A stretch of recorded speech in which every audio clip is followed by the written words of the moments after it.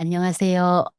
안 못 보는 남편 눈이 되어 5년을 살다가 블랙박스 영상 한 토막에 두 눈이 번쩍 뜨인 50대 방앗간 여자입니다. 재성이 맹가예요. 맹정실. 어릴 적엔 그 성이 그렇게 싫더라고요. 애들이 맹꽁이라고 놀려댔거든요. 근데 살다 보니 안 못 보는 남편 눈노릇할 발자라 하늘이 미리 그 성을 붙여주셨나 싶어요. 오늘 들려드릴 이야기는요. 제가 새벽마다 가래떡 김을 올리던 그 시간에 우리 집 양반이 대체 뭘 하고 돌아다녔는지에 관한 거예요. 여러분, 매일 밥상 차려주는 사람 얼굴을 두 눈 똑바로 뜨고 들여다본 적 있으세요? 저는 없었어요. 한 집에서 5년을 사는 동안 그 사람 얼굴 한 번을 똑바로 못 봤지요. 어쩌다 제가 눈을 뜨게 됐는지 처음부터 천천히 들려드릴게요. 새벽 3시 반, 남들 한창 단잠 잘 시간에 저는 벌써 가게에 나와 있어요. 22년을 그래 왔거든요. 이제는 몸이 알아서 깨요. 자다가도 소뚜껑 들썩이는 소리가 귓속에서 들리고 쌀 불리는 비릿한 냄새가 코끝에 맴돌아요. 겨울 새벽엔 가게 셔터를 올리는데 그 새 손잡이가 어찌나 찬지 맨손이 쩍 들러붙어요. 그래도 셔터 올리고 불 지피면 찬 가게 안이 하얀 김으로 뽀얗게 차오르는데요. 저는 그 김 냄새가 그렇게 좋았어요. 우리 가게 이름은 정실 방앗간이에요. 골목 어귀에 간판 단지가 22회 됐어요. 명절이면 가래떡 빼러 오는 동네 사람들이 소답해 줄을 섰고요. 참기름 짜는 날이면 그 고소한 냄새가 골목 끝까지 퍼져서 지나가던 사람들이 코를 킁킁대며 기웃거렸지요. 떡살 씻고 빻고 찌고 치대고 그 일을 22년 했더니 제 앞치마엔 인절미 콩고물 냄새가 아주 절어버렸어요. 빨아도 빨아도 안 빠져요.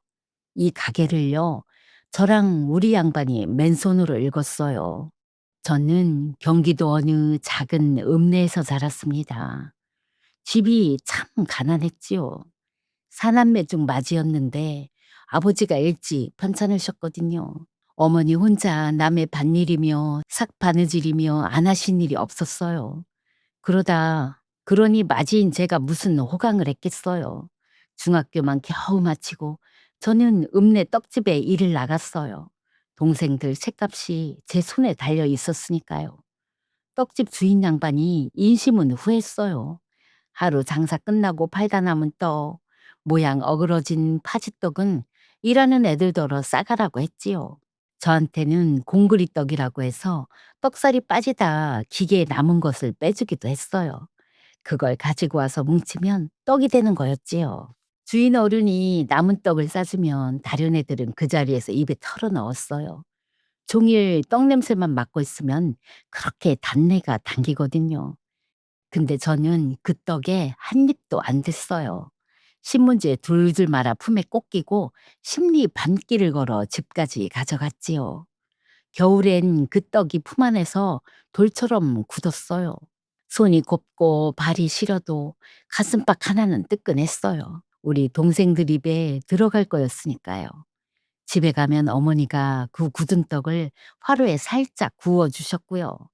동생들이 그걸 호호 불어먹는 걸 들여다보면 저는 안 먹어도 배가 불렀어요. 마지로 태어나 동생들 입부터 챙기는 게 저는 그냥 당연한 줄 알았거든요. 떡집에서 저는 떡 만지는 법을 배웠어요. 찬물에 쌀을 일고 또 일고 겨울이면 그 찬물에 손을 하도 담가서 손등이 쩍쩍 갈라졌지요. 갈라진 틈으로 물이 스미면 따끔따끔 쓰린데 그 쓰라림을 참아가며 쌀을 잃었지요. 그래도 저는 그 일이 부끄럽지 않았어요. 멀건 쌀이 제 손끝에서 차진 떡으로 변하는 게 어찌나 신기하고 재미있던지요. 손 시린 줄도 모르고 쌀을 잃었어요. 우리 어머니가 저한테 늘 하시던 말씀이 있습니다. 정실아, 떡살은 못 속인다. 묵은 쌀을 새쌀이라 우겨도 솥에 들어가면 다 드러나. 입에서 다 알아. 사람도 똑같다. 저는 그 말을 그냥 떡 만드는 잔소리로만 들었어요. 그게 제 평생을 두고 하신 말씀인 줄을 그땐 정말 몰랐지요.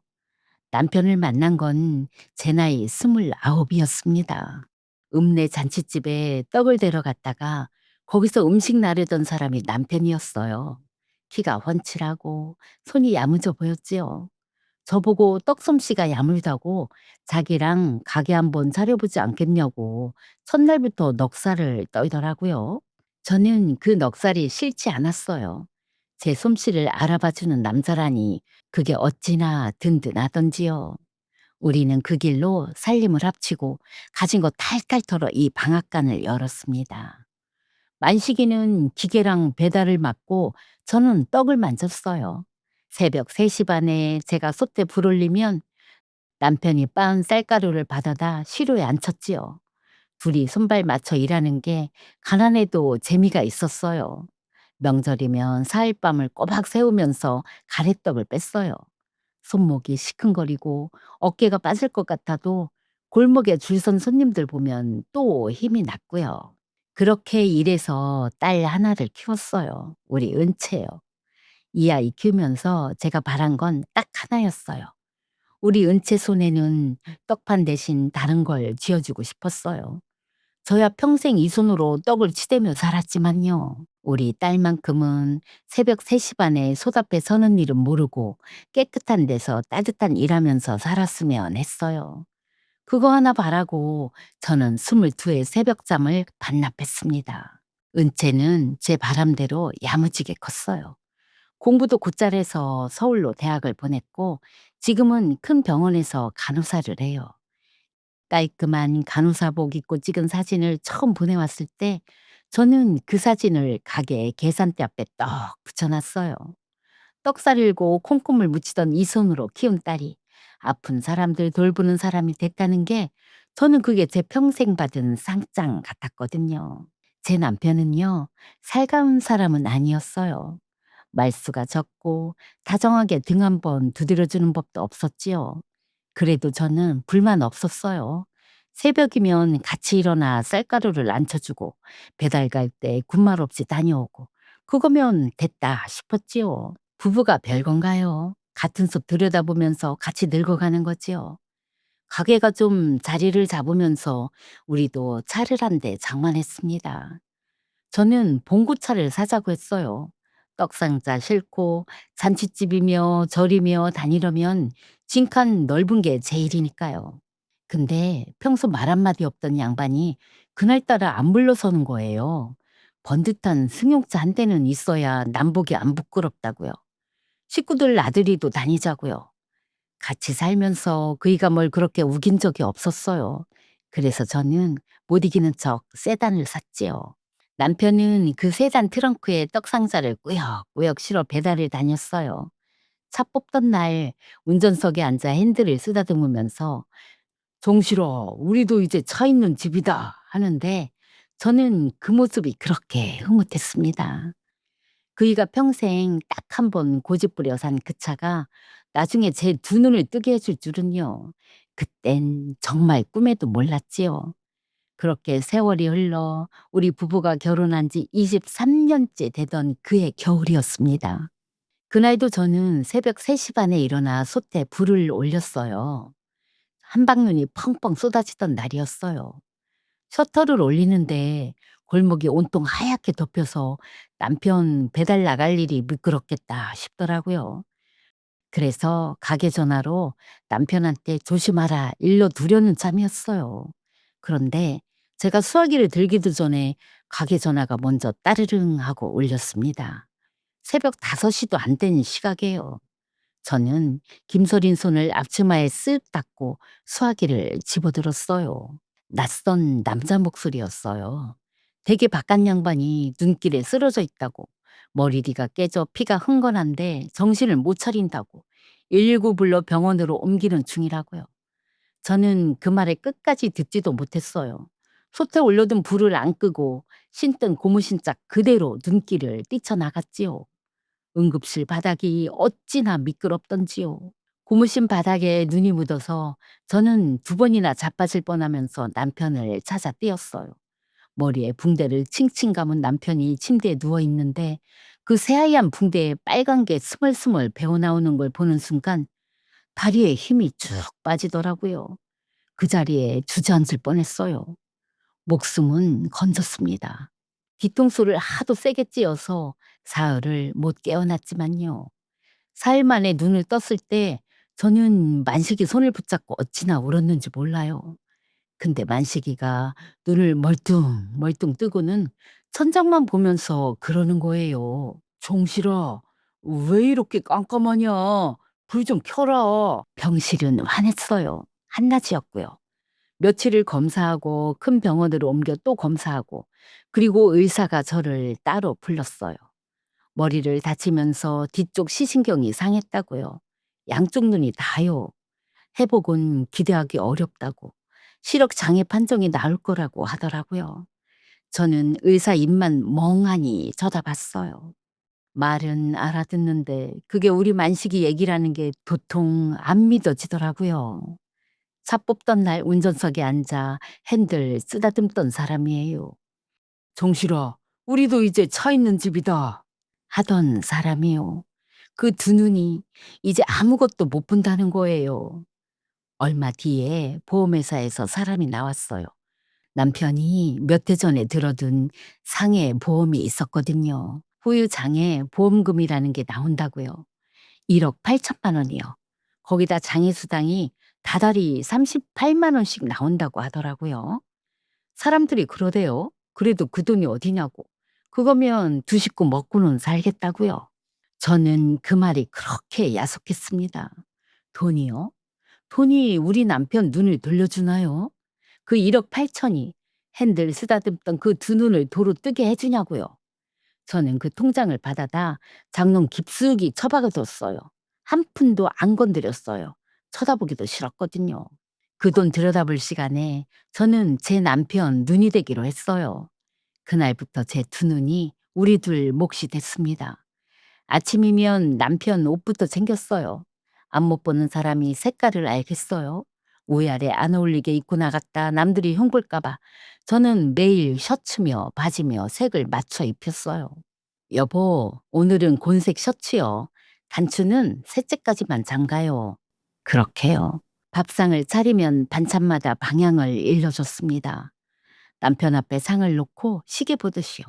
6시 방향에 된장찌개, 뜨거우니까 조심하고. 9시 방향에 굴비 말려놨어요. 3시 방향엔 김치, 그래야 더듬지 않고 드시거든요. 처음엔 저도 헷갈려서 굴비를 12시에 놓고 6시라고 했다가 다시 일러주고 그랬어요. 그러다 차차 손에 익었지요. 이제는 눈 감고도 그 방향이 저르륵 나와요. 손톱도 제가 깎아드리고 면도도 제가 해드렸습니다. 밤이면 머리맡에 라디오를 틀어줬고요. 남편이 눈이 어두워지고부터 잠을 통 못 잤거든요. 깜깜한데 소리까지 없으면 더 답답하다고요. 그래서 사연 나오는 방송을 틀어두면 남의 얘기 듣다가 스르르 잠이 든다더라고요. 차 뽑던 날 그렇게 좋아하던 그 세단은요. 마당 한 구석에 그냥 세워뒀어요. 몰 사람이 없으니까요. 가끔 먼지나 닦아주는데 그때마다 핸들 쓰다듬던 만식이가 떠올라 마음이 짠했습니다. 그렇게 한 해, 두 해가 갔어요. 새벽 3시 반에 일어나 가게 솥에 불 올리고 떡 빼서 팔고 틈틈이 집에 들어가 만식이 밥 차리고 옷 입히고 다시 가게로 나오고 두 사람 몫을 혼자 사는 거라 몸은 갑절로 고됐어요. 그래도 저는 힘들다는 생각을 안 했어요. 부부가 별건가요? 한쪽 눈이 멀면 남은 눈이 둘 몫을 보는 거지요. 그러다 한 2년 전이었어요. 활동 지원사라는 게 나온다고 하더라고요. 나라에서 장애 있는 사람한테 도우미를 붙여준다고요. 저 혼자 가게 일에 수발에 벅차던 참이라 그거라도 받기로 했지요. 그렇게 우리 집에 온 사람이 문설희 씨였습니다. 설희 씨는 일주일에 닷새 한 번에 4시간씩 왔어요. 손이 어찌나 싹싹하던지요. 남편 책도 읽어주고 산책도 시켜주고 말동무도 해주고요. 남편이 설희 씨 덕에 산다고 할 만큼 잘 따랐어요. 저는 그 사람이 고마웠어요. 내가 가게 나가 있는 동안 우리 남편 곁을 지켜주니 그렇게 든든할 수가 없었습니다. 근데요, 남편이 눈이 어두워지고부터 사람이 좀 변했어요. 별것도 아닌 일에 버럭 화를 냈어요. 하루는 된장찌개가 좀 뜨거웠나 봐요. 입을 대고는 숟가락을 상에 탁 내려놓으면서 소리를 지르는 거예요. 뜨거우면 뜨겁다고 6시 방향이라고 똑바로 말을 했어야지. 사람 잡을 일 있어? 저는 분명히 뜨거우니 조심하라고 일렀거든요. 근데 그 말을 해봐야 소용없어요. 안 못 보는 사람 속에 오죽 답답하면 저럴까. 저는 그렇게 삭혔지요. 또 한 번은 제가 가게 일이 밀려 점심을 좀 늦게 차린 적이 있어요. 미안하다고 했더니 남편이 그러는 거예요. 당신은 내 눈이잖아. 눈이 무슨 불만이 그렇게 많아. 저는 그 말에 잠깐 멍했습니다. 내 눈이라니? 틀린 말은 아닌데요. 그 말이 마치 사람을 사람으로 안 보고 그냥 눈 한 짝으로 부리는 것 같았습니다. 그래도 저는 또 삭혔어요. 답답해서 그러려니 하고요. 시어머니는 더했습니다. 여든 넘은 노인네가 아들 그리되고부터 한 달에 한 번씩은 꼭 올라오셨어요. 와서는 위로는커녕 저만 잡았지요. 네가 굼떠 터져서 멀쩡한 사람도 답답한 게다. 안 못 보는 사람 수발을 그렇게 늘쩡늘쩡 들어서 쓰겠냐. 장님 수발도 시집 복인 줄 알아라. 너 아니면 누가 저 사람을 거두겠냐? 저는 그 말에 대꾸 한마디 안 했어요. 들어봐야 제 속만 헐거든요. 그렇게 또 시간이 흘러 추석이 됐습니다. 서울서 간호사는 우리 은채가 명절이라 내려왔지요. 오랜만에 제 아빠 보고 어찌나 반가워하던지요. 저는 부엌에서 전을 부치고 은채는 거실에서 지 아빠랑 이런저런 얘기를 나눴어요. 근데 한참 있다가 은채가 부엌으로 슬그머니 들어오는 거예요. 전 부치던 제 옆에 바짝 붙더니 목소리를 낮췄어요. 엄마, 아빠 아까 좀 이상했어. 저는 전 뒤집던 손을 멈췄어요. 뭐가 이상하냐고 물었지요. 내가 아빠 옆에서 물컵을 건드렸거든? 컵이 식탁에서 떨어졌는데 아빠가 그걸 손으로 탁 받았어. 떨어지는 걸. 엄마, 앞 안 보이는 사람은 소리만 듣고 떨어지는 컵을 그렇게 못 받아. 병원에서 그런 환자분들을 내가 한둘 봤겠어? 그게 좀 이상하더라. 저는 피식 웃었습니다. 쓸데없는 소리 하긴. 아픈 아빠한테 못하는 소리가 없네. 어쩌다 손에 걸린 걸 가지고 호들갑이긴. 너는 병원에서 별 환자를 다 보더니 멀쩡한 네 아빠를 의심하니? 은채가 뭐라고 더 말하려는 걸 저는 손사래로 막았습니다. 그리고는 다시 뒤집개를 들었어요. 노릇하게 익은 동태전을 접시에 옮겨 담는데 기름이 자글자글 끓는 그 소리에 은채 말은 그냥 묻어버렸지요. 명절이 지나고 은채는 서울로 올라갔습니다.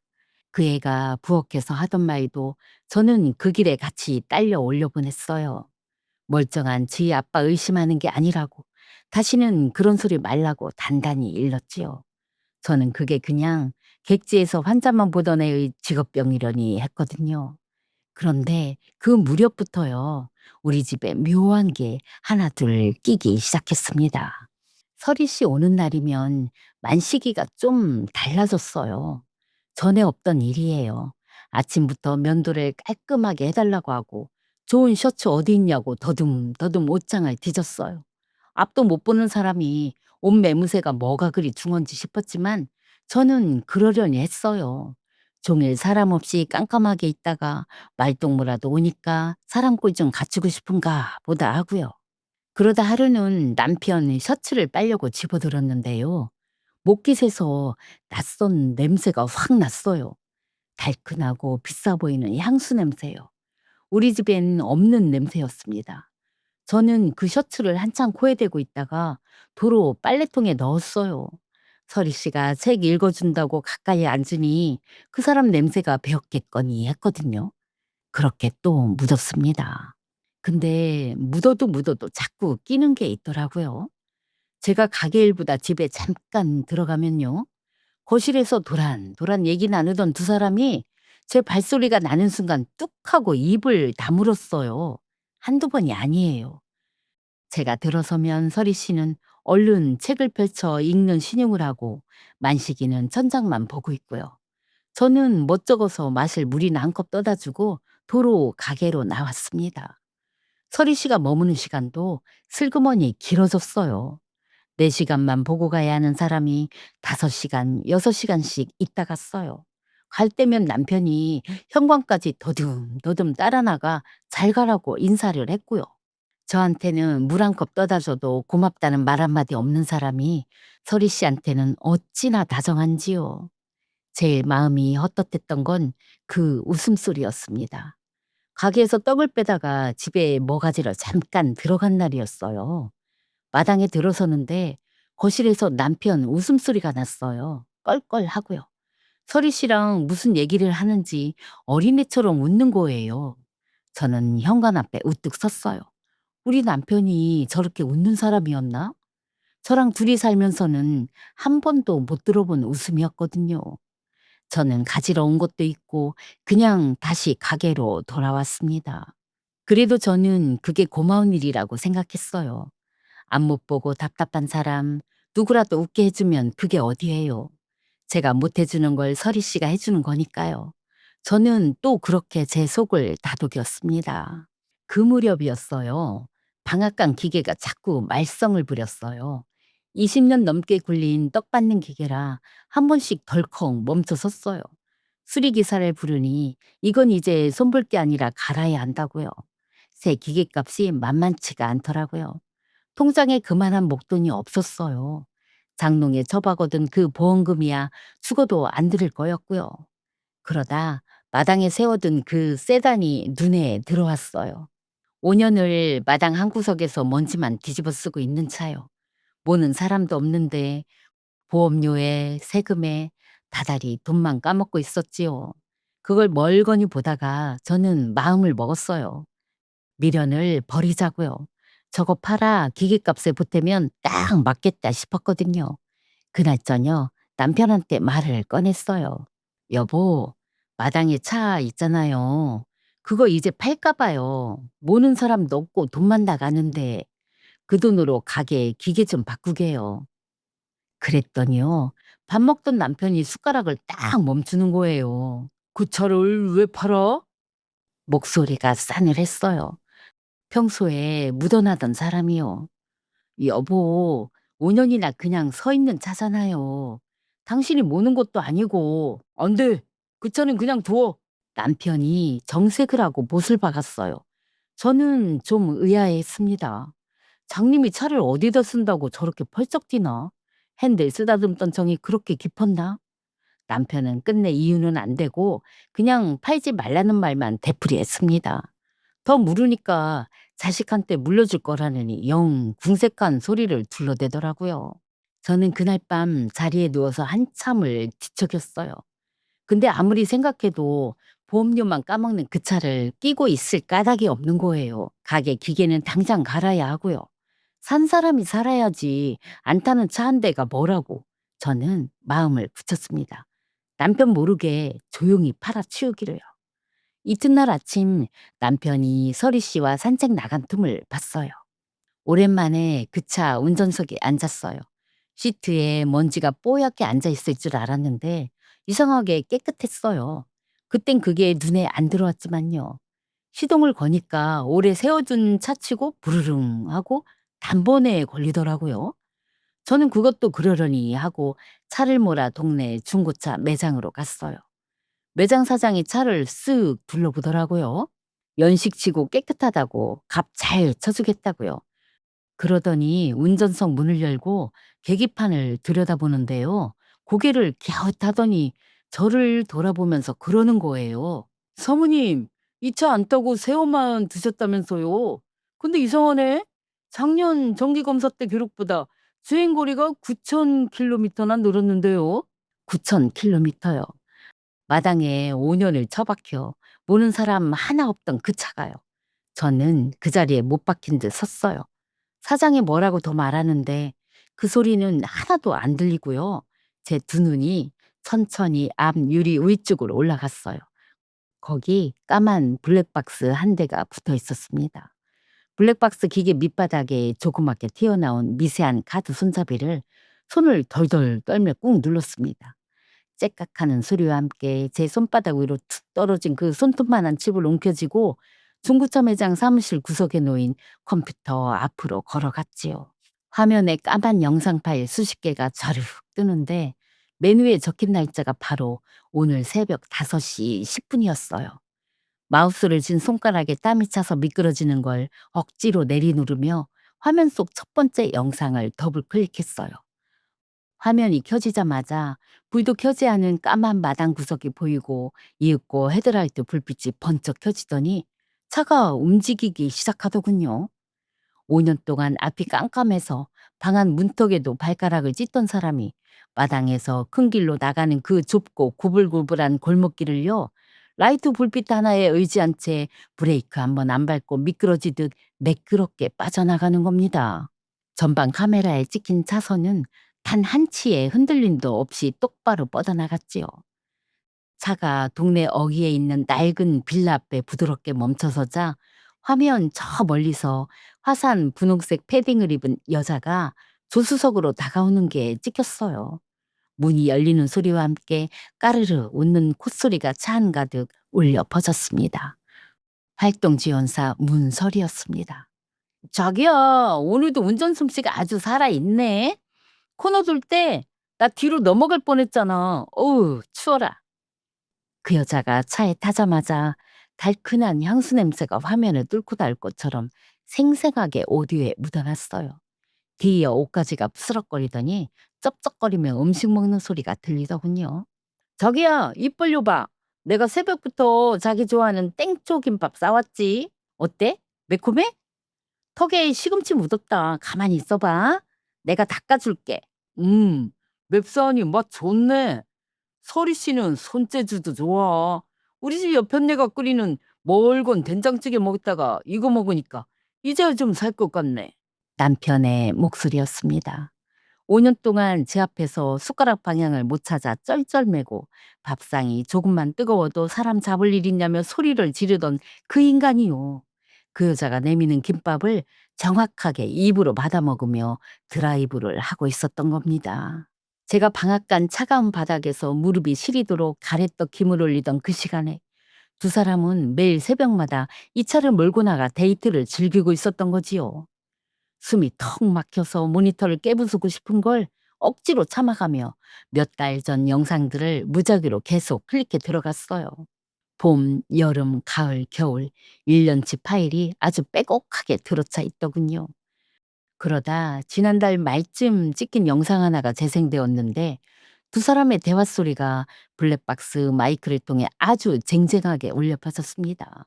저기야, 근데 보험회사에서 장애 등급 재심사 때문에 조사관 나온다며? 그거 걸리면 어떡하려고 그래? 나 무서워 죽겠어. 그 여자가 걱정스레 묻자 남편이 콧방귀를 뀌며 운전대를 툭툭 치더군요. 걱정일랑 하덜 마라.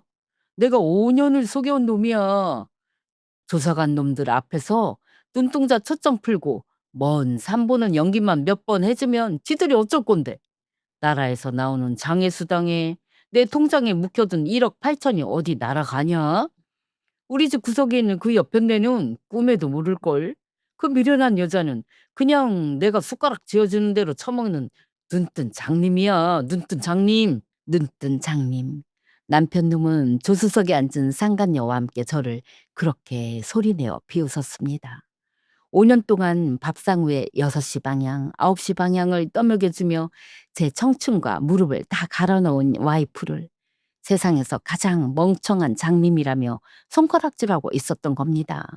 모니터 화면을 바라보는 제 눈에서 왈칵 눈물이 쏟아질 줄 알았는데 이상하게 눈물 한 방울이 안 나왔어요. 오히려 머릿속이 얼음물을 뒤집어 쓴 것처럼 차갑고 투명하게 맑아지더군요. 사모님, 영상에 무슨 문제라도 있습니까? 얼굴이 왜 이렇게 하얗게 질리셨어요? 중고차 딜러가 이상하다는 듯 제 어깨를 기웃거리며 다가오는 소리가 들렸습니다. 저는 아무 일도 없다는 듯 모니터 화면을 툭 끄고 블랙박스 카드를 다시 뽑아 제 앞치마 깊숙한 주머니에 집어넣었지요. 가게 기계를 바꾸는 게 문제가 아니었어요. 이대로 덜컥 차를 팔아버리면 저 인간들은 꼬리를 자르고 숨어버릴 게 뻔했으니까요. 저는 중고차 사장에게 다음에 다시 오겠다는 짧은 한마디만 남긴 채 미친 사람처럼 핸들을 꺾어 집으로 달렸습니다. 남편이 산책에서 돌아오기 전에 차를 제자리에 갖다 놔야 곤형과 고놈의 목줄을 한 번에 질 수 있었으니까요. 손을 덜덜 떨며 마당 구석 원래 차가 서 있던 그 먼지 더미 위에 세단을 정확하게 대놓고 내려서야 턱 끝까지 차오른 숨이 꺼졌어요. 핸들을 만지던 남편의 멀쩡한 두 눈을 떠올리며 저는 집대분이 아니라 골목길 밖으로 뛰어나가 법조타운으로 향하는 시내버스에 몸을 실었습니다. 상담실 책상에 마주보고 앉은 젊은 변호사는 제 앞치마 주머니에서 나온 손톱만한 블랙박스 칩을 멍하니 들여다보더니 컴퓨터에 연결해 영상을 하나씩 재생하기 시작하더군요. 모니터에서 흘러나오는 상간녀의 콧소리와 남편 놈의 껄껄대는 웃음소리가 좁은 상담실 안을 채웠습니다.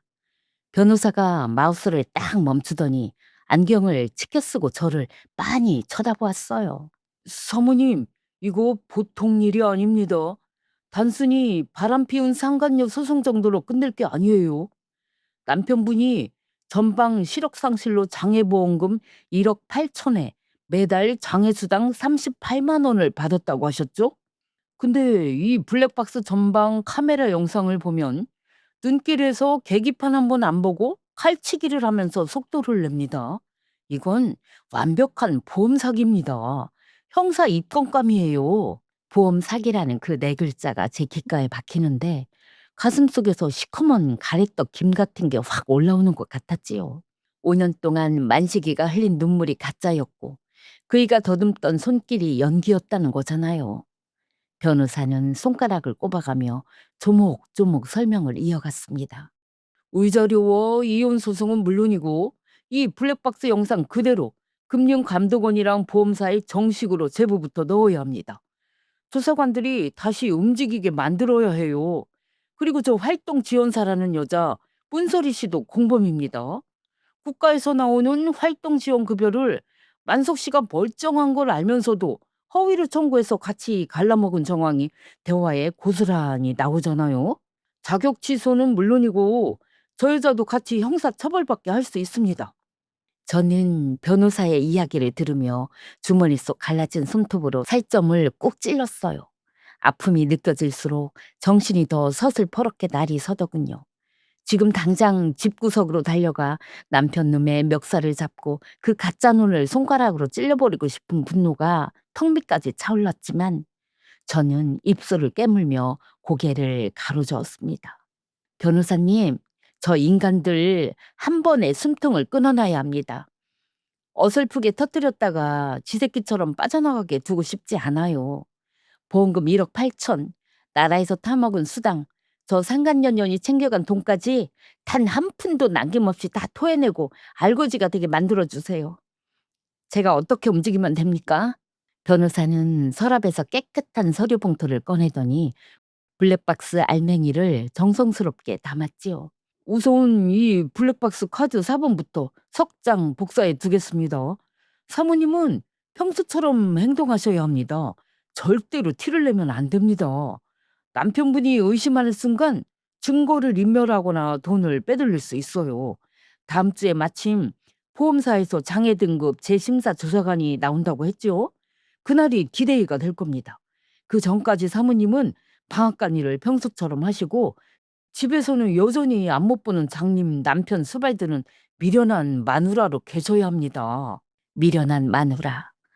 남편이 상간녀 품에 안겨 김밥을 얻어먹으며 저를 부르던 눈뜬 장님이라는 소리가 다시금 깃전을 때렸습니다. 저는 집으로 돌아오는 길에 시장에 들러 싱싱한 무 한 다발과 대파를 샀어요. 겉으로는 아무 일도 없는 것처럼 평소와 똑같이 남편의 저녁상을 차려야 했으니까요. 대문을 열고 들어가는데 마당 구석에 세워진 남편 놈의 세단이 유난히 반짝거리는 것처럼 보였어요. 운전석 문을 열고 조수석에서 히덕거렸을 그 두 인간의 잔상이 눈앞에 아른거렸지만 저는 호흡을 깊게 가다듬고 현관문 손잡이를 돌렸습니다. 거실은 라디오 소리 하나 없이 정적만 흐르고 있더군요. 남편은 안방 침대에 누워 천장만 멀거니 바라보고 있었어요. 제가 들어오는 발소리를 들었을 텐데도 고개도 돌리지 않은 채 특유의 그 퉁명스러운 목소리를 뱉어냈지요. 어디 갔다고 이제 와? 배고파 죽겠는데 밥도 안 차려놓고 동네방네 싸돌아다녀? 오늘 기계 바꾼다고 방앗간 장사도 쉬는 날이면서 집구석에 붙어있지 않고 이 시간까지 대체 어디 뭘 하다가 이제 기어 들어오냐고. 저는 싱크대 위에 시장 가방을 내려놓으며 아무렇지 않은 척 말했어요. 기계 바꾸는 목돈이 대출이 안 된다길래 아쉬운 대로 돈 좀 융통해 볼까 싶어서 아랫동네 돌며 밀린 떡값 수금하러 다녔어요. 근데 아까 대낮에 서리 씨랑 산책 나가던데? 서리 씨는 잘 갔어요? 제 질문에 남편은 눈동자에 초점을 풀고 천연덕스럽게 대답했습니다. 오, 서리 씨가 나 바람 좀 쐬어준다고 동네 한 바퀴 크게 돌아줬어. 바쁜 일 있다고 1시간 전에 퇴근했지 뭐. 안 못 보는 영감탱이 불쌍하다고 곁에 있어주는 건 서리 씨밖에 없다. 당신은 맨날 수금 타령에 돈 타령만 하고 말이야. 그 파렴치한 거짓말을 똑바로 바라보며 저는 부엌으로 걸어가 칼을 쥐고 물을 썰기 시작했어요. 적도 썰도 서걱서걱 물을 써는 소리가 거실까지 웅장하게 울려 퍼졌습니다. 칼끝이 도마를 내리치는 소리가 안방까지 거칠게 번져나갔지만 남편 놈은 그저 제 밥상이 늦어진다며 배를 움켜쥐고 투덜대기 바빴어요. 이튿날 아침이 밝았고 어김없이 일주일에 닷새 찾아오는 활동 지원사 문서리의 방문 시간이 되었지요. 벨소리가 울리고 현관문이 열리자 고녀는 평소처럼 아주 화사하고 간드러진 웃음을 지으며 거실로 걸어 들어왔습니다. 형님, 안녕하세요. 어머, 오늘도 새벽부터 방앗간 일 하시느라 고생이 많으셨네. 형님 손을 볼 때마다 제 마음이 다 아파요. 여자 손이 왜 이리 쩍쩍 갈라지고 거칠어 무겁대요? 참기름 냄새도 아주 온몸에 배셨어. 향수라도 좀 뿌리고 다니시지. 상간녀는 콧노래를 흥얼거리며 제 거친 손을 흘낏 보더니 은근히 조롱 섞인 콧소리를 내며 남편 놈의 안방으로 쑥 들어갔어요. 남편 놈은 그 여자의 발소리가 들리자마자 기다렸다는 듯이 입꼬리를 기에 걸더군요. 오, 서리 씨 왔어? 오늘도 날이 찬데 오느라 고생했네. 고생은요, 만식 씨 보러 오는 건데 하나도 안 힘들어요. 오늘 날씨가 흐려서 만식 씨 마음도 답답하실까봐 내가 좋은 시집 한 권 챙겨왔지요. 두 사람은 안방문을 살짝 닫고는 도란도란 이야기를 나누기 시작했습니다. 평소 같으면 고마운 마음에 배라도 깎아서 바쳤을 저였지만 그날은 달랐지요. 저는 싱크대 앞에 서서 귀를 바짝 세운 채 안방 문틈 사이로 새어나오는 미세한 숨소리 하나까지 놓치지 않으려 온 신경을 곤두세웠어요. 그리고 사흘 뒤 드디어 시어머니가 대전에서 전화를 걸어왔습니다. 다음 주에 보험사에서 조사관들이 제 심사를 하러 내려온다는 소식을 남편한테 전해들은 모양이더군요. 수화기 너머로 들려오는 노인네의 목소리는 한치의 미안함도 없이 여전히 당당하고 드셌습니다. 내가 다음 주 심사하는 날에 맞춰서 올라가마. 우리 만식이 재심사 나온다는데 네가 그 굼뜬 손으로 조사관들 대접이나 똑바로 하겠냐? 행여나 말 한마디 실수해서 등급이라도 깎이고 돈이라도 줄어들면 네가 책임질 게야? 안 못 보는 신랑 수발 드는 것도 다 네 팔자요. 장님 수발도 시집 복이라 여기고 군말 없이 수발 들라 했거늘. 괜히 철칠질 못하게 굴지 말고 집안 청소나 싹 해놔라. 시어머니의 그 뻔뻔한 가스라이팅을 들으며 저는 수화기를 꽉 쥐었습니다. 이 노인네는 제 아들이 멀쩡했다는 걸 정말 모르고 저러는 걸까? 아니면 저 사개국의 판을 같이 짠 공범일까? 생각이 거기에 미치자 머릿속에서 서슬퍼른 칼날이 반짝이는 것 같더군요. 저는 전화가 끊어지자마자 아무 소리도 내지 않고 안방 앞으로 다가갔어요. 마침 안방 안에서는 상간녀가 남편에게 시를 읽어주는 간드러진 목소리가 새어나오고 있었지요. 저는 주머니 속에서 우리 은채가 가르쳐준 대로 미리 준비해둔 소형 녹음기 한 대를 꺼내 들고 닫힌 안방 문틈 밑바닥을 향해 개미새끼 한 마리 지나가지 못할 만큼 조용하게 발걸음을 한 보 한 보 옮겼습니다. 그 얇은 합판 문틀 새로 상간녀의 간드러진 목소리가 녹음기 마이크 속으로 스며들 때마다 온몸에 피가 차갑게 식어내리는 것 같더군요. 저는 숨소리조차 내지 않고 문에 길을 붙인 채 그 인간들의 대화를 고스란히 담아냈습니다. 자기야, 이번에 어머님이 들기름 좀 넉넉히 짜라시던데? 형님한테 미리 말해둬야 하는 거 아니야? 심산날 오시면 드려야 하잖아. 내버려 둬. 그 옆엔 내 어차피 새벽부터 가게 나가서 밤 늦게까지 기계 돌리느라 정신없어. 대충 엄니 몸부신용으로 보낸다고 하면 군말 없이 제일 좋은 국산께 깨끗이 씻어 짜놓을 인간이야. 자기는 그저 엄니 오시면 옆에서 부축하는 신용이나 좀 해줘. 우리 엄니가 당신 싹싹하다고 어찌나 예뻐하는지 몰라. 치, 형님이 알면 난리 날 텐데. 그래도 자기가 나 그렇게 생각해 주니까 내가 장단은 맞춰 드려야지 뭐. 근데 자기는 진짜 괜찮은 거지? 나 심사하는 날 뒤에서 가슴 저리기 싫어. 아, 글쎄, 걱정 말라니까 그러네. 내가 그 dun만 연기를 5년을 했어, 5년을. 조사관이 눈앞에서 손가락을 흔들든 손뼉을 치든 내 눈동자 하나 까딱 안 할 자신 있으니까 걱정은 붙들어 매라고. 보험금 나온 거 그 옆편 내가 단 한 푼도 안 쓰고 장롱에 고스란히 접어둔 것도 다 확인했다고. 수당 나오는 통장도 내 손에 있고 말이야. 이번 심사만 무사히 넘기면 자기가 노래 부르던 그 빌라 계약하러 갈 테니까 조금만 참아. 알았지? 안방 안에서 들려오는 남편 놈의 목소리는 어찌나 확신에 차 있던지요. 제 앞에서는 숟가락 하나 드는 것도 버거워서 덜덜 떨며 수발을 받던 인간이 쥐 상간녀한테는 집을 사주겠네, 명의를 넘겨주겠냐며 호기를 부리고 있었습니다. 5년 동안 무릎이 다 닳도록 방앗간 바닥을 기어다닌 제 세월이 그 방 안에서는 그저 비웃음거리였던 거죠. 저는 녹음기 전원을 조용히 끄고 주머니 깊숙이 찔러 넣었어요. 분노로 심장이 터질 것 같았지만 꾹 참고 현관문을 조용히 열었습니다. 저는 대문을 나와 동네에서 가장 큰 가전제품 매장과 철물점이 모여있는 상가 골목으로 향했지요. 매장 문을 열고 들어가자 사방에서 번쩍이는 가전제품들의 불빛이 제 눈을 찔러댔어요.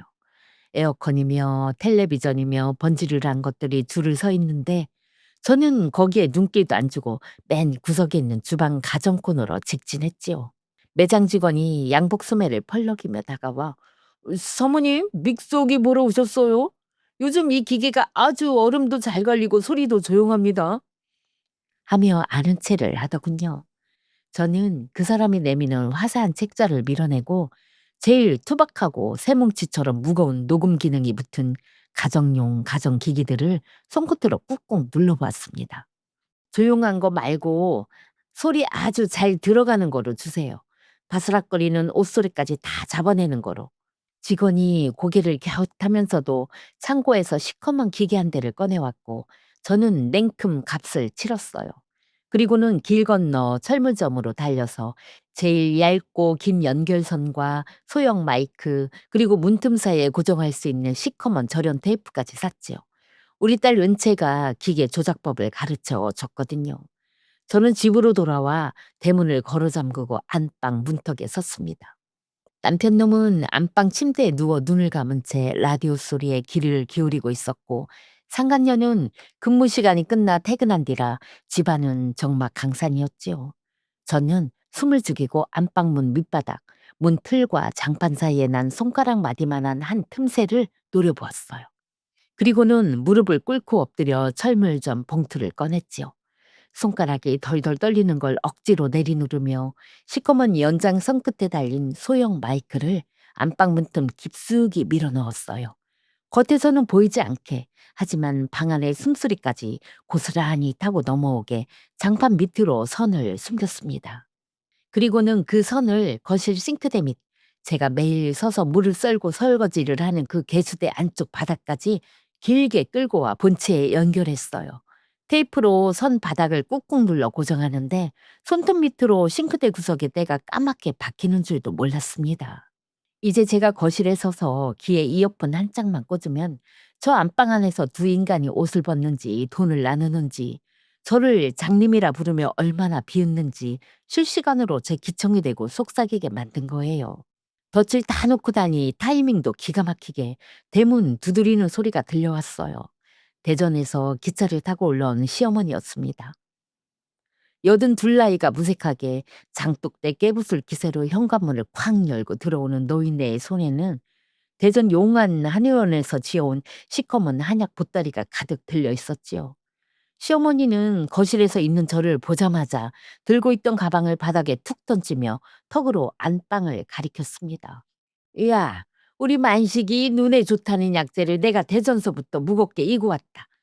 장님 서방 둔 여자가 집안 단장도 못하고 맨날 떡고분이나 무치고 자빠졌으니 내 자식 속이 오죽 답답하겠냐. 당장 주방 가서 이 약부터 정성껏 다려와라. 저는 시어머니의 날카로운 목소리를 들으며 슬그머니 부엌 조리대 밑으로 손을 뻗었어요. 그리고는 싱크대 안쪽에 숨겨둔 이어폰을 귀에 꽂았죠. 녹음기 스위치를 켜자 안방문을 열고 들어간 시어머니의 목소리와 침대 위에서 정성스럽게 장님 연기를 하는 남편의 가짜 목소리가 제 기청을 아주 쟁쟁하게 울려대더군요. 아이고 내 팔자야. 내 아들 눈이 어쩌다 이 모양이 돼서 저 굼뜬 여편네 수변을 받고 사냐. 만식아, 내일 심사원 놈들 올 때 엄마가 옆에서 딱 지키고 있을 테니 걱정 마라. 예, 어머니, 걱정 마세요. 저 괜찮아요. 남편 놈은 제 어머니의 눈물까지 철저하게 이용하며 안심을 시키더군요. 시어머니가 잠시 화장실을 간 사이에 남편은 잽싸게 상간녀에게 전화를 걸더군요. 거실 싱크대 밑에 숨겨진 제 이어폰으로 남편의 진짜 목소리가 아주 날카롭게 꽂혔습니다.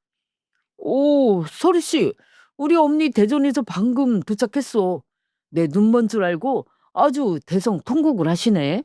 크크, 걱정 마. 우리 엄니도 속아 넘어갔는데 내일을 보험사 조사관 새끼들이 무슨 수로 알아채겠어? 내일 아침 9시 반까지 시간 맞춰 와서 바람잡이만 잘해줘. 이번 재심사만 무사히 넘기면 나라 수당에다가 통장 보험금 1억 8천은 완전히 우리 돈이니까. 제 친어머니의 천금 같은 눈물까지 사기극의 소품으로 부려먹는 저 인간은 사람이 아니라 괴물이었습니다. 저는 조용히 이어폰을 빼내어 주머니에 넣고 안방 맞은편 작은 방으로 걸어가 문을 걸어 잠갔어요. 그리고 명절에 내려왔다가 제 아빠의 눈을 처음으로 의심했던 간호사, 우리 딸 은채에게 전화했지요. 엄마? 이 시간에 어쩐 일이야? 방앗간 일은 다 끝났어? 은채야, 네가 추석 때 엄마한테 했던 말 기억하니? 아빠가 떨어지는 물컵을 탁 낚아챘다던 거 말이야. 네 말이 100번 맞았어. 네 아빠 그동안 멀쩡한 눈으로 장님 행세를 하면서 나를 눈뜬 장님으로 부려먹고 보험금에 장의 수당까지 가로채고 있었어. 그리고 그 활동 지원사랑 새벽마다 내 차를 몰고 나가 불륜 데이트를 즐겼단다. 은채가 억 하고 숨을 들이켜는 소리가 수화기를 타고 제 심장까지 전해졌습니다. 병원에서 온갖 험한 환자들을 다 보는 간호사라지만 취아비가 사기극을 벌였다는 사실 앞에서는 피가 거꾸로 솟았겠지요. 은채는 떨리는 목소리로 제게 말했어요. 아빠라는 인간이 어떻게 엄마를 그렇게 모욕해? 엄마, 울지 마. 내 친한 선배가 보험사에서 보험 사기 잡아내는 일을 하거든? 내가 지금 그 선배한테 연락해 놓을게. 단번에 숨통을 끊어버리라고 전할 테니까 엄마는 걱정 말고 내일 아침 평소처럼 계셔. 딸아이의 목소리에서 제 핏줄 닿은 무서운 도끼가 서슬퍼렇게 묻어났습니다. 명절에 제 아빠를 의심했다며 다그쳤던 제 손이 부끄러질 만큼 은채는 이미 완벽한 사냥꾼이 되어 있었지요. 저는 날이 밝자마자 평소보다 훨씬 더 고소하고 진한 참기름을 짜내어 유리병에 담았고 시어머니가 얘기한 한약재 보따리도 아주 번듯하게 안방 상위에 올려두었습니다. 오전 9시 반이 되자 활동지원사 문설이가 화사한 옷을 입고 안방으로 미끄러져 들어갔지요. 아들의 눈먼 연기에 속아 넘어간 시어머니의 눈물 섞인 하소연과 그 뒤에서 조서관들을 속여먹을 생각에 쾌재를 부르는 두 인간의 숨소리가 이어폰을 통해 제 기청에 생생하게 울려 퍼졌습니다.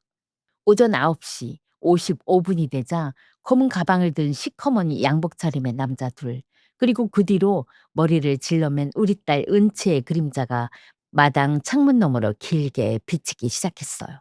현관문을 열자마자 사냥개 같은 눈빛을 한 주서관들이 명함을 내밀었고, 그 뒤로 은채가 서슬퍼런 눈을 하고 저를 향해 고개를 끄덕였어요. 저는 아무 소리 없이 그들을 안방으로 곧장 안내했지요. 안방문이 열리는 순간 남편은 이미 침대 위에서 눈동자 초점을 완전히 풀고 천장만 멀거니 바라보는 장님 연기를 완벽하게 펼치고 있었습니다. 그 옆에서는 상간녀가 대단한 도움이라도 됐냥 남편의 손을 꼭 쥐고 눈물 콧물 짜내며 바람을 잡고 있었고, 시어머니는 아들 머리맡에서 눈물을 훔치며 오만한 목소리로 거들었지요. 멀리서 오느라 고생들 했소. 보시다시피 내 아들 눈이 저 모양이요. 나라에서 나오는 그 쥐꼬리만한 장해수당으로 겨우 목숨만 붙어있는 장님이니 심사 대충 하고 얼른 등급이나 확정해주고 가시오. 조사관들은 대꾸도 없이 가방에서 시꺼먼 정밀 검사 장비들을 주섬주섬 꺼내기 시작했습니다. 팀장이 남편의 눈앞에 다가가 조그만 손전등을 켜고 강렬한 불빛을 비추는데도 남편은 5년 동안 다져진 연기 내공으로 눈동자 하나 까딱 안 하고 초점을 풀고 있더군요. 환자분, 제 손가락이 보입니까? 움직이는 방향대로 고개를 돌려주세요. 조사관이 손가락을 남편 눈앞에서 좌우로 세차게 흔들었지만 남편 놈은 멀뚱멀뚱 천장만 보며 헐리우드 배우 뺨치는 대사를 뱉어냈습니다. 아무것도 안 보입니다. 깜깜해요. 불 좀 켜주세요. 그 가증스러운 꼴을 지켜보던 저는 주머니에서 소형 녹음기를 꺼내 들었어요. 고만식 씨, 사기꾼 연기는 그쯤 하시고 그 주둥아리로 짓거린 이 소리나 한번 똑똑히 들어보시지 그래요. 제가 녹음기 재생 버튼을 꾹 누르는 순간 안방 안의 공기가 얼음장처럼 꽝 하고 깨져나갔어요. 조용하던 안방 마루에 스피커를 타고 흘러나온 건 불과 몇 시간 전 남편놈이 안방에서 지 상간녀년이랑 공모하며 저와 제 친어머니를 비웃던 바로 그 더러운 목소리였습니다. 엄니 대전에서 방금 도착했어. 내는 진짜 뭔 줄 알고 아주 눈물 콧물 대성통곡을 하시네. 걱정 마. 우리 엄니 우는 거 보니까 내일을 보험사 조사관 새끼들도 아주 감쪽같이 속아 넘어갈 수밖에 없어. 서리 씨는 내일 아침 시간 맞춰 와서 옆에서 바람잡이만 잘해줘. 녹음기 속에서 남편이 자기를 걱정해주는 제 어미의 눈물까지 사기극의 소품으로 비웃는 소리가 울려 퍼지자 상간녀의 얼굴이 핏기가 싹 가신 채 하얗게 질려버렸습니다. 아들의 이 추악한 배신을 목도한 시어머니는 경악을 하며 뒤로 자빠질 뻔했고, 천장만 멀뚱멀뚱 바라보며 눈먼 척 연기하던 남편은 기겁을 하며 제 두 눈을 번쩍 뜨고 저를 똑바로 노려보더군요. 초점이 아주 또렷하게 맞은 멀쩡하다 못해 도끼가 시퍼렇게 살아있는 두 눈이었어요. 이게 무슨 소리야? 당신 이게 대체 무슨 짓이야? 만식이가 지팡이도 내팽개치고 침대에서 벌떡 일어나 제 녹음기를 뺏으려고 손을 확 뻗었어요. 앞이 안 보인다던 인간이 제 손목을 정확하게 조준해서 낚아채려고 하더군요. 그 모습을 지켜보던 보험사 팀장이 차가운 미소를 지으며 카메라 셔터를 연사로 눌러댔어요. 남편이 멀쩡하게 눈을 뜨고 움직이는 그 모든 정황이 고스란히 증거 사진으로 남는 순간이었습니다. 고만식 씨, 방금 본인의 정상 시력 반응 및 보험 사기 공모 정황이 완벽하게 채증되었습니다. 동행한 문소리 씨 역시 국가활동지원급여 허위 청구 및 사기 공모 혐의로 현장 고발 주초하겠습니다. 금감원과 경찰청에 정식 사건 접수 들어갑니다.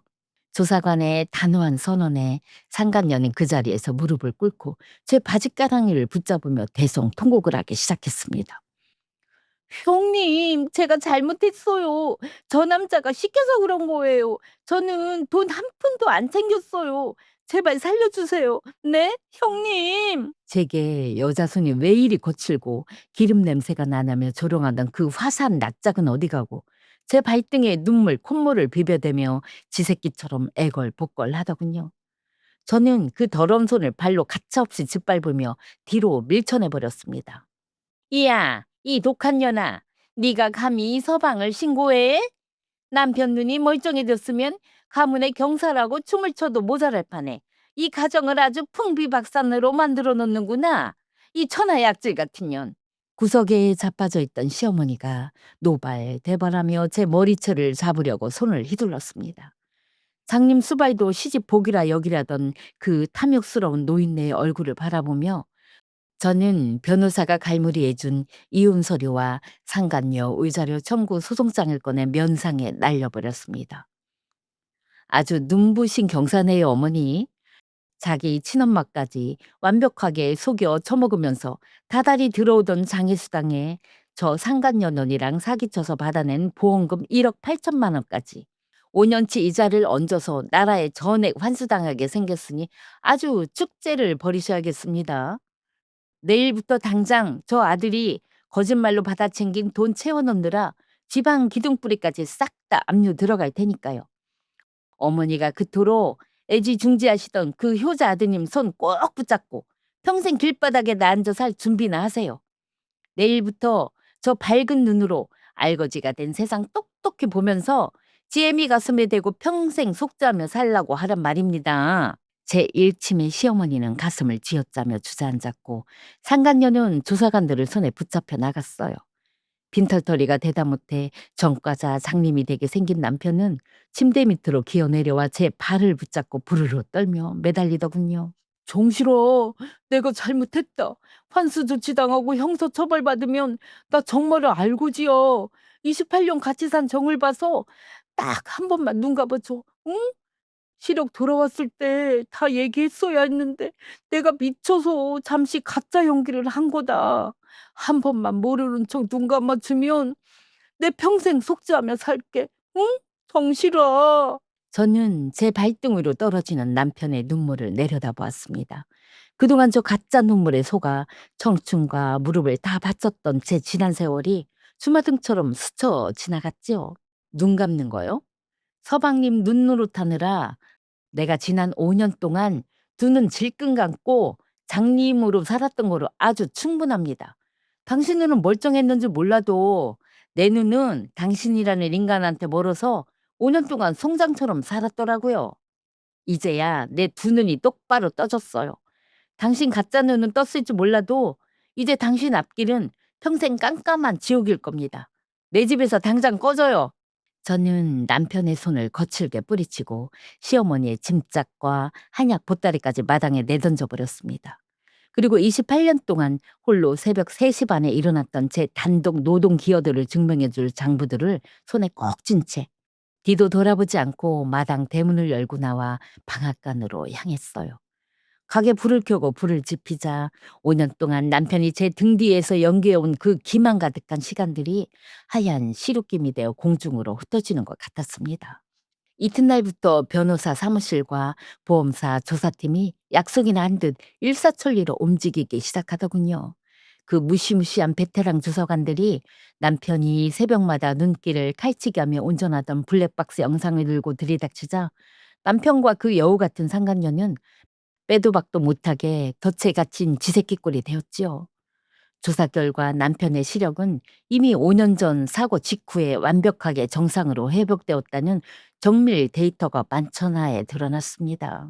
5년 동안 맹인 연기를 하며 부당하게 가로챈 상해 보험금 1억 8천만 원은 그 자리에서 전액 환수 조치가 내려졌고 매달 꼬박꼬박 타먹던 장애수당 38만 원 역시 5년치 법정 이자까지 합쳐서 나라에 고스란히 토해내게 되었습니다. 남편 손에 쥐어있던 통장이며 카드며 싹 다 압류가 들어갔고 남편과 상간녀 두 인간은 국가보조금 부정수급 및 보험사기 혐의로 나란히 형사 입건되어 재판장으로 끌려갔지요. 상간녀는 활동 지원사 자격이 영구 박탈된 것은 물론이고 남편과 공모에 받아 챙긴 돈을 환수당하느라 집구석까지 풍비박산이 나서는 그 길로 전과자가 되어 잠적해버렸습니다.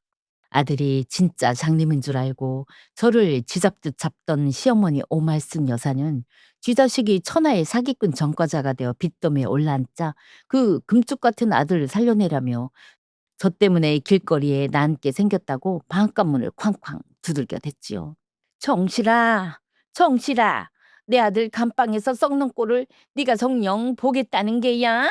이 독하디 독한 년아. 합의서 한 장만 써다오.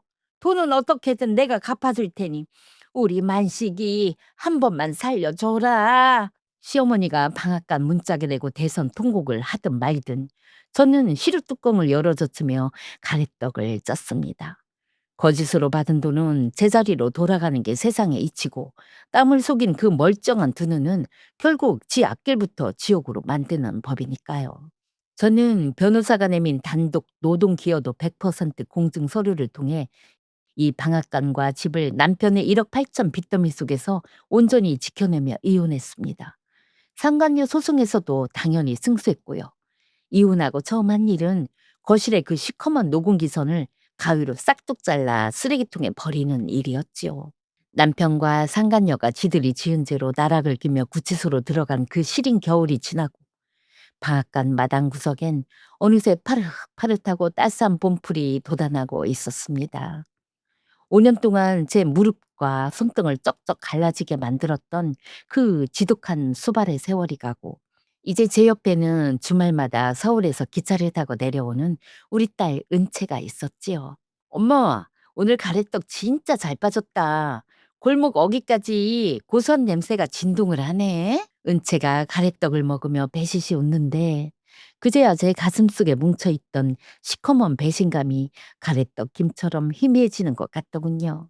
골목 어기 단골 할머니들이 아침 일찍부터 문 앞에 줄을 서며 주인이 마음을 비우고 나니 떡이 예전보다 훨씬 차지고 달다며 제 거친 손에 10,000원짜리 지폐를 꼭 쥐어주었어요.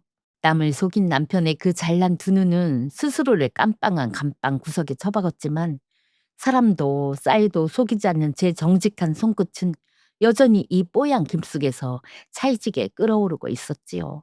저는 콩고물 냄새가 푹 절어버린 이 익숙한 앞치마끈을 다시금 단단히 조여매고 따뜻한 바람이 불어오는 골목길을 향해 가래떡을 힘차게 뽑아내기 시작합니다. 자, 오늘 정실 어머님 사연은 여기까지입니다.